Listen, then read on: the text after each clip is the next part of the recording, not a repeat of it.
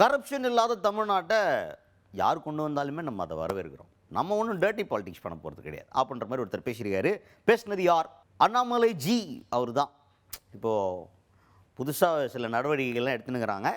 அது போக ஒரு மீட்டிங்கில் அவங்களுடைய ஃபாலோவர்ஸ் கிட்ட பேசும்போது அவர் என்ன சொல்கிறாருன்னா, கரப்ஷன் இல்லாத தமிழ்நாட்டை கொண்டு வந்தால் யார் கொண்டு வந்தாலும் ஐ வெல்கம் தெம். அது யார் இவங்க தான் பண்ணோம் அவங்க தான் பண்ணணும் இல்லை, புறையோடி கிடந்த தமிழ்நாட்டை திருத்துறது யாராக இருந்தாலும் நம்ம அவங்க கூட வெல்கம் பண்ணுறது தான். அதுபோக நாம் ஒன்றும் தாவேகாவை பார்த்து டர்ட்டி பாலிடிக்ஸ் அட்டாக் பாலிடிக்ஸ் அந்த மாதிரிலாம் பண்ண போகிறது இல்லை. நம்ம அவங்ககிட்ட சில விஷயங்களை முன்வைக்கிறோம், அவங்களும் அதை ஆரோக்கியமாக எடுத்துகிட்டு அதை சரி பண்ணிக்கணும்.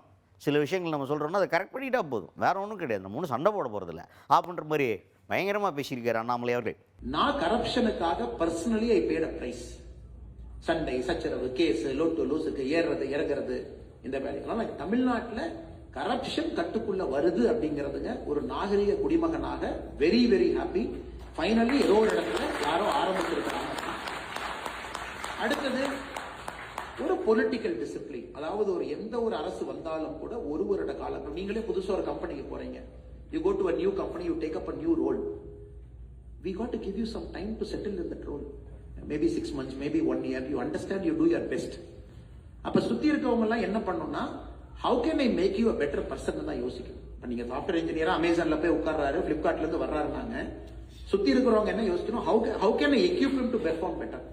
அதனால இன்னைக்கு என்னுடைய திங்கிங் என்னன்னா, ஒரு வருட காலம் நாம சப்போர்ட் கொடுப்போம், எக்யூப் பண்ணுவோம், பெட்டரா பெர்ஃபார்ம் பண்ணணும், தடைக்கல்லை போட வேண்டாம் அப்படிங்கிறது இரண்டாவது நிலைப்பாடு. அதனால நம்ம எந்த விஷயத்தை சொன்னாலும் கூட அறிவுறுத்துகின்றோம், சொல்லுகின்றோம், இதை நீங்க பாருங்க, ஒயிட் பேப்பர் ரிலீஸ் பண்றோம், உங்க ஆள்கிட்ட பேசுங்க, டிஸ்கஸ் பண்ணுங்க, இப்படித்தான் நம்ம சொல்றோம். மூன்றாவது, இன்னைக்கு தமிழ்நாடு புறையோடி போயிடுச்சுங்க, புறையோடி போயிடுச்சு. நான் ஏற்கனவே சொன்னேன், இங்கிலாந்து பாலிடிக்ஸ் மாதிரி இவ்வளவு கேப் இருக்கு, வரவுக்கும் செலவுக்கும் சம்பந்தமே இல்லை. somebody is sitting in that governance.